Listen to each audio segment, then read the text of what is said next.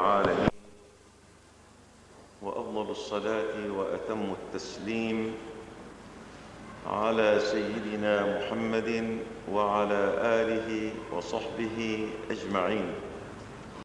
نحن الآن في تفسير بعض آيات من سورة الرعد.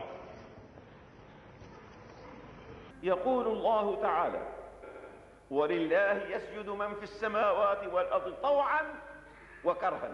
فكرها لما العرب أجبروا على الإسلام وبالقوة. ومن ذلك قول النبي عليه الصلاة والسلام: عجبت لأناس يقادون إلى الجنة بالسلاسل. وبعضهم قال كرها، مثل قوله تعالى: فإذا ركبوا في الفلك دعوا الله مخلصين له الدين. لما بتحيط الأمواج وبشوفوا الموت من كل مكان، الإنسان بيرجع إلى ربه والإله الحقيقي، بينسى الأصنام وبينسى الصلبان عند الشدائد. فلما نجاهم إلى البر إذا هم يشركون، أو مثل ما بيقولوا بالمثل، مثل بياع الصبارة، ما بيعرف ربه إلا تحت الفرش. لما بيحط الفرش تقيل على راسه شو بيقول؟ بيقول يا الله. اما وقت بياكل الصبارة بيقول يا الله. لما بيقبض المصاري بيقول عند الشدة. فالله اجعلنا نعرف الله في كل شؤوننا وفي كل متقلباتنا وفي كل احوالنا، طوعا وكرها. قد او انقياد الكون لقوانين الله. النبات له قانون، والهواء له قانون، والأمطار لها قانون، والنجوم والشموس والأقمار لها قانون، والخلايا في الجسم لها قانون، والكريات البيضاء والحمراء لها قانون. فكلها تخضع وتسجد وتمتثل لقانون الله طوعا أو كرها. يعني المقصود الطاعة الكاملة وفي كل الظروف وفي كل الأحوال. وظلالهم كما إذا سجد الجسد سجد ظله معه، ودائما وبالغدو والآصال. ثم قال تعالى يخاطب العرب، وبعد العرب يخاطب كل إنسان ليبرهن بالدليل الواضح العقلي والمنطقي على وجود الله. فالملحد إذا كان واحد قارئ القرآن وفاهم القرآن وقرأ القرآن في مدرسة القرآن على أستاذ القرآن، يصير أعظم فيلسوف، أعظم مفكر، لو كان نجار أو حداد أو عامل أو فلاح. لكن مع الأسف المسلم ما بيحاول يقرأ القرآن قراءة علم وفهم، قراءة فقه وتدبر، حتى يصير العلم سلاحه العلمي والفكري والأخلاقي والسلوكي. فهي الآية: قل من رب السماوات والأرض، يعني من خالقهما. هذه السماوات التي لا حد لحدودها ولا حد لأبعادها،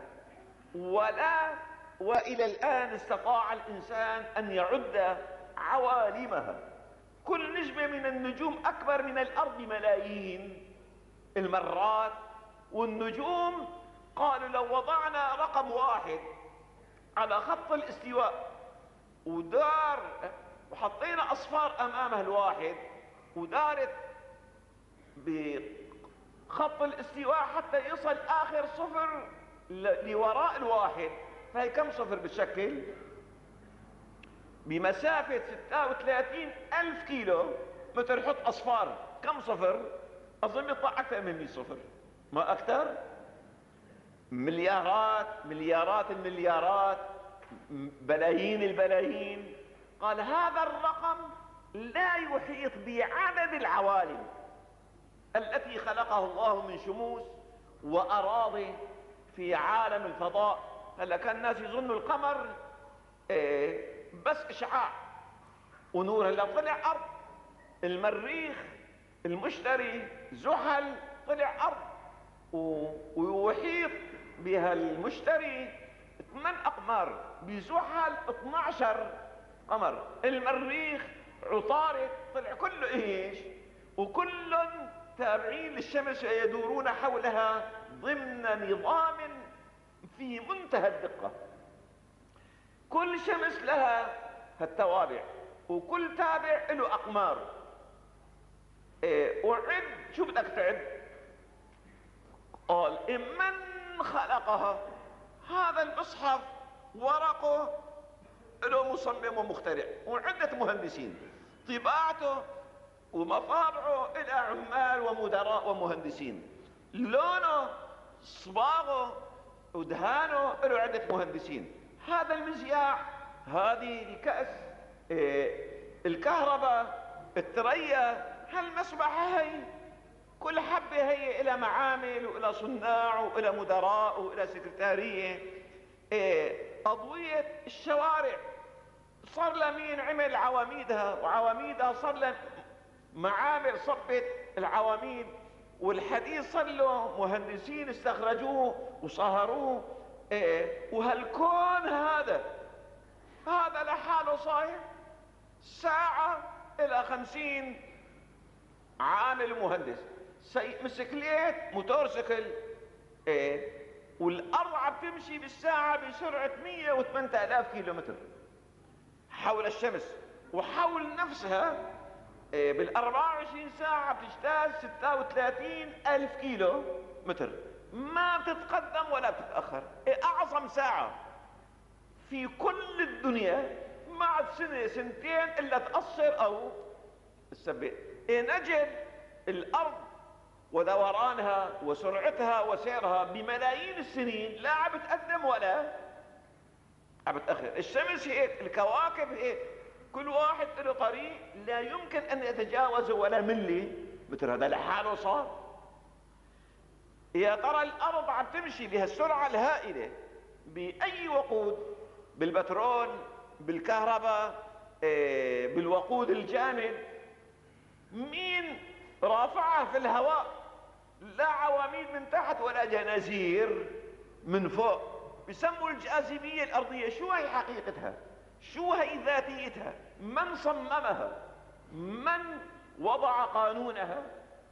كله تركوا النسبة إلى الله. الأوروبيين لما قالوا لهم الله هو المسيح، شافوا المسيح ما بيحسب يشتغل هالشغلة، بدليل انه اجوا اليهود طعموه قتله وما حسن يدافع عن نفسه، اجوا بدهم يصلبوه بحسب العقيدة النصرانية انه صلبوه. بعدين عاد يجي الاوروبي يسند لهالانسان الضعيف، هالاعمال اللي يعجز كل البشر عن صنع اقل شيء فيها، قل هو صانعها. لذلك لجأوا انه قالوا ايش؟ الطبيعة. اما الاسلام بل ومسيحية المسيح وعقيدة المسيح والحواريين كانوا يعتقدوا بأن سيدنا المسيح نبي ورسول، والله هو خالق الكون بقدرته وعظمته. فلو قيل للإنسان الأوروبي الملحد هكذا ما بيلحد، معقول وينه الله؟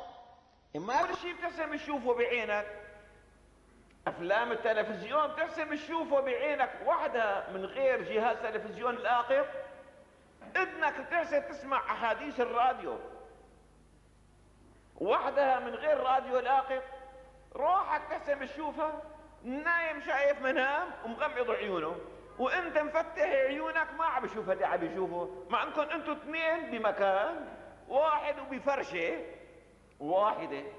الهوى مين منكم بيحسن يشوفه؟ مين بيحسن يوصفنا شو لون ايش؟ لون الهوى. فرأسا بيقول لك ايه؟ ارجيني الله. ليش؟ انت عينك كل شيء بتشوف، واذا شافت بتشوفه على حقيقته. عم بتشوف الشمس قد الرغيف، صادقة فيها الرؤيا عينك؟ الشمس قد الرغيف، اكبر من الارض 1,300,000 مرة. الخلاصة قل من رب السماوات والأرض؟ قال فالعقل والمنطق والحس والوجدان بده يجاوب قل الله. قل أفاتخذتم من دونه أولياء، عم تعملوا آلهة توالونها تعبدونها تخضعون لها، لا يملكون لأنفسهم نفعا ولا ضرا. لأن الإنسان مفطور. شلون مفطور على أن يشم ريحة الياسمين من غير تعليم، والزنبق، وعيونه مفطورة على حب المناظر الجميلة، وخلقته مفطورة على أن الذكر يفتش على أنثاه والأنثى تفتش عن الذكر. كذلك مفطور الإنسان على أن يفتش عن الإله. لما ما وجد الإله الحقيقي فصار يوجد إله اصطناعي من صنم أو حجر أو بشر أو خيال أو وهب. أما إذا عثر والتقى بالإله الحقيقي الذي قدرته أوجدت هذا الكون، علمه، حكمته، عفوه، رحمته، مغفرته وسعت معاصي الإنسان وجهله وكفره وإعراضه. فلو عرف الحقيقة، لو عرفت حقيقة الورد وشفته لحالك بتركض عليه، بتجلس إلى جانبه وبتستنشق عبيره ورائحته. قل أفاتخذتم من دونه أولياء، يعني آلهة تعبدوها وتقدسوها وتخضعوها، هي أحجار، هي خشب. كان بعضهم يعمل أصنام من عجوة يعبدها عند على بكرة وياكلها عند عشية، وثاني يوم عند على بكرة يحطها وهين بالتواليت. شو غواص الإله هذا؟ إله سيدنا المسيح عليه الصلاة والسلام نجعله إله إنسان يحتاج إلى الرغيف، يحتاج إلى ركب الحمار، إنسان كسائر البشر. شو الميزخ؟ أحيا ميت 3 أموات. بالتوراة في أنبياء في التوراة أحيوا الأموات، والأناجيل الثلاث من الأربعة لا تذكر ألوهية عيسى. الإنجيل يوحنا يذكر ألوهية عيسى في مكان، ويذكر أنه رسول الله في مكان آخر، مما يدل الأناجيل الأربعة مع بيتفق بعضها مع الآخر، مما يدل على أن الحقيقة ملبس عليها ومشتبه بها. أتى القرآن منقى يلتقي مع العقل مع الحقيقة، يلتقي مع التوراة التي تؤمن بها النصرانية. في التوراة ما في غير وحدانية الله، الله واحد. حتى في الإنجيل في أعمال الرسل النص هكذا بالحرف: لا إله إلا الله الأحد. هذا نص إيش؟ نص إنجيلي. فقل أفاتخذتم من دونه أولياء لا يملكون لأنفسهم نفعا ولا ضرا. يعني ما تستعملوا عقولكم، ما تستعملوا تفكيركم. الفطرة الإنسانية التي تميز بين الحار والبارد، بين النور والظلام، بين الحق والباطل. لا تقول هذا دين آبائي وأجدادي، لا تقول إنا وجدنا آباءنا على أمة وإنا على آثارهم مهتدون. لا، استعمل عقلك، تفكيرك، محاكمتك، استعمل العلم. فبهذا يتوحد العالم، يوحد العالم ويوحد الأمة ويوحد الشعب. الحقيقة، العلم، العقل الناضج، البعد عن الأهواء، عن الأنانيات، الخضوع للحقيقة، هذا الذي يوحد. وعكس ذلك هو الذي يفرق ويمزق ويدمر ويفسد. قل هل يستوي الأعمى والبصير؟ المقصود من الأعمى المقلد، المقصود من الأعمى الذي لا يفكر، المقصود من الأعمى الذي لم يتقبل هدي القرآن. هدي القرآن يدعو إلى استعمال العقل والفكر والبحث والعلم والتفتيش عن الحقيقة، بلا أن نقول قال فلان وقال فلان. أما قول الله العقل يستمد منه العلم والحكمة والحقيقة. قل هل يستوي الأعمى، يعني الجاهل الوثني المقلد، اللي ما عم يستعمل تفكيره ولا عقله، ولم يستنر عقله بالعلم والفهم والبصير. البصير هو المؤمن، هو الذي أيقظ الإيمان عقله وفكره ودفعه إلى البحث عن الحقيقة. قال هذا مثل هذا، فهذا كان عربي وهذا كان عربي. فالذي سارع في الاستجابة إلى النبي العربي عليه الصلاة والسلام حي وفتحت عيونه وصار يرى الأبيض أبيض والحق حقا، والطريق السوي من الطريق الوآدي والهاوية، فسلك طريق الحق والسعادة فسعد. والأعمى اشتغل في البصير حتى صار العرب كلهم بصراء مفتحين مبصرين، وقاموا لينقذوا العالم ويحرروه من الجهل والخرافة والفرقة والتفرقة والتعصب والاستبداد والظلم، حتى صاروا خير أمة أخرجت للناس. قل هل يستوي الأعمى والبصير أم هل تستوي الظلمات والنور؟ الظلمات هي الجهل، الظلمات هي التعصب للباطل، الظلمات هو التقليد الأعمى، الظلمات هو التعصب لقريبك أو صاحبك بغير حق. النبي قال انصر أخاك ظالما أو مظلوما. قالوا عرفنا يا رسول الله كيف ننصره مظلوما، فكيف ننصره ظالما؟ قال بأن تردعوه عن ظلمه. هذا النصر له، تنقذه ما يصير ظالم، ما يصير تحت سخط الله وتحت غضبه. أم هل تستوي الظلمات والنور؟ العرب قبل النبي العربي قبل القرآن، هل هم مثل العرب قبل النبي وقبل القرآن؟ هل كانت لهم وحدة قبل الإسلام؟ من وحدهم؟ هل كانت لهم حضارة قبل الإسلام؟ من حضرهم؟ هل كانت لهم دولة قبل الإسلام؟ من جعل لهم الدولة؟ هل كان لهم شأن وطني؟ كانوا قبائل، كانوا مستعمرين. من حررهم؟ من جعلهم العالم وقبلة أنظار العالم؟ من صنع تاريخهم؟ فإذا الإنسان العربي الآن عم يبعد عن الإسلام قد يكون له عذر، لأنه عم ينظر إلى الإسلام من واقع المسلمين. واقع المسلمين لا يمثل الإسلام. لازم ينظر إلى الإسلام قبل كل شيء، يفتش عن رجل الإسلام، عن علم الإسلام وعالمه، عن عقل الإسلام ومفكره وفيلسوفه ومربيه.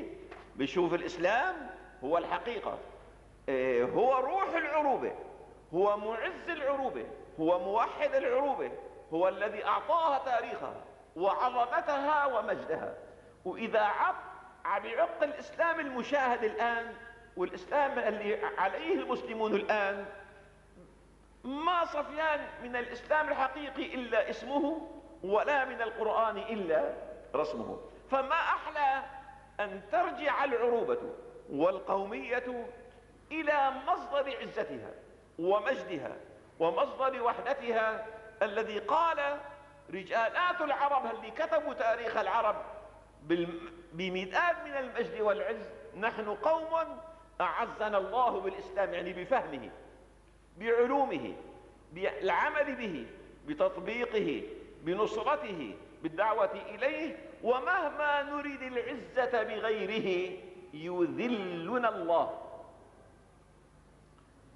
أم هل تستوي الظلمات والنور أم جعلوا لله شركاء خلقوا كخلقه فتشابه الخلق عليهم؟ ليش عم يعبدوا الأصنام؟ إلهم عذر. إيش شافوا الأصنام؟ خلقوا شمس وقمر وأراضي وكواكب مثل ما الله خلق. لما شافوا هذا مثل هذا، مين عاد الله؟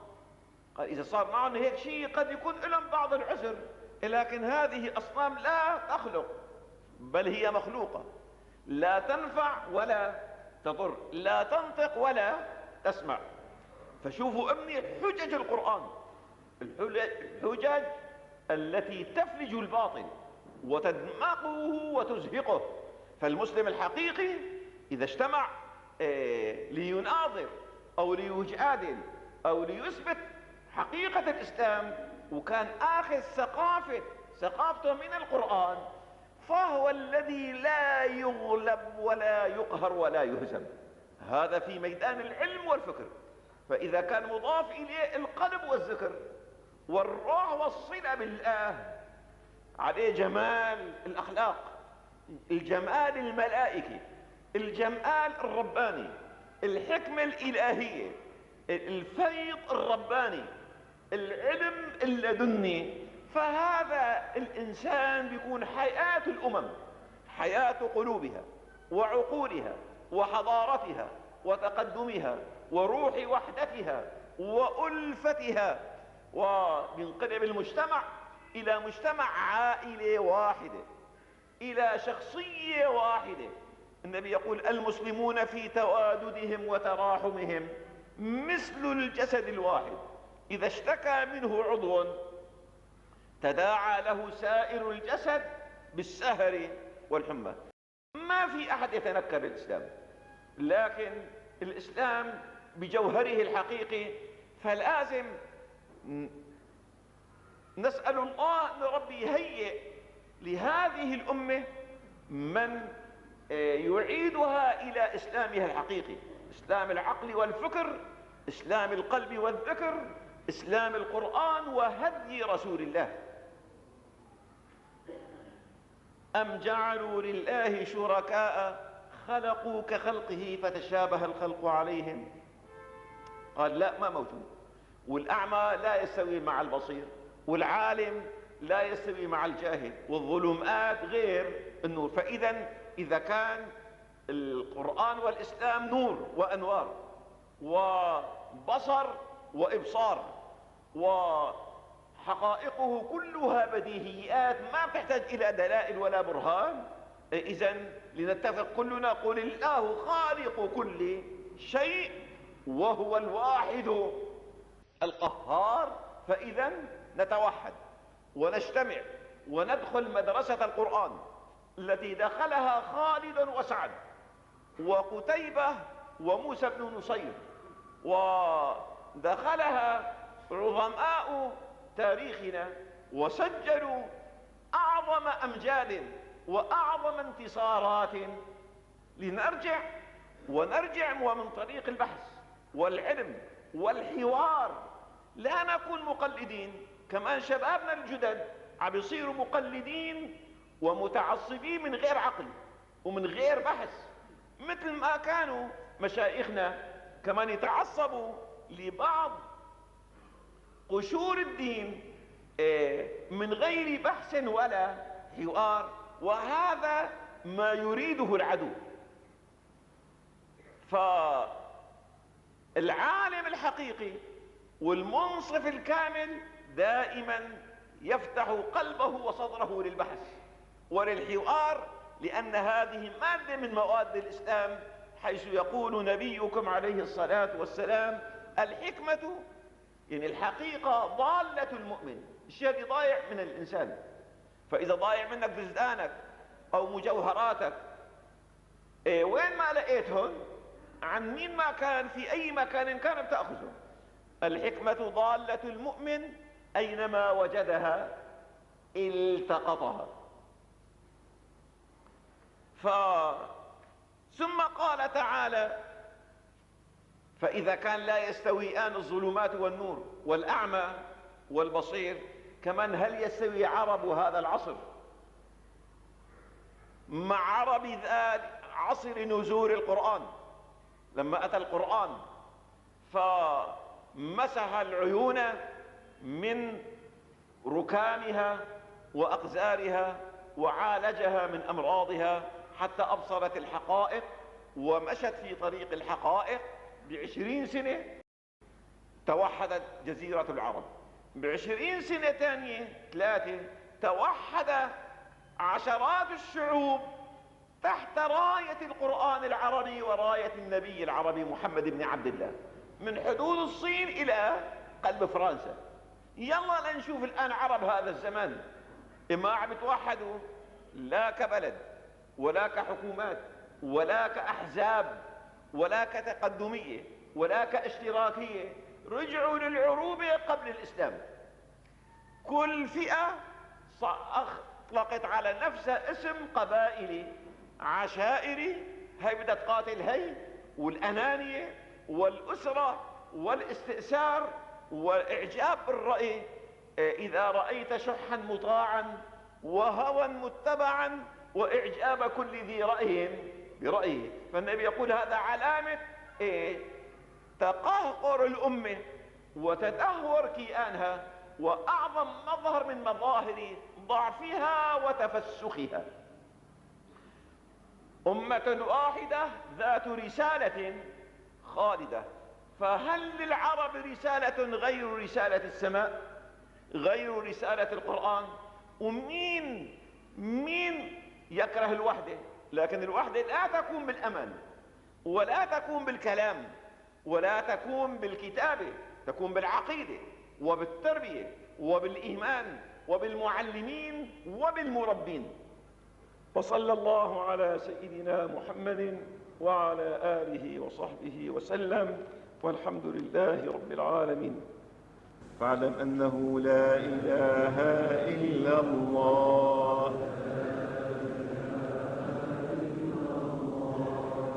لا إله إلا الله،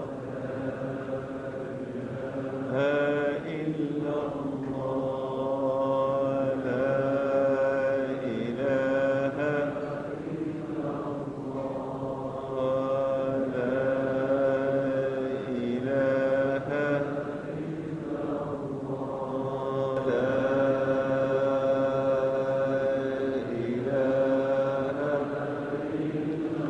لا إله إلا الله محمد رسول الله صلى الله عليه وسلم.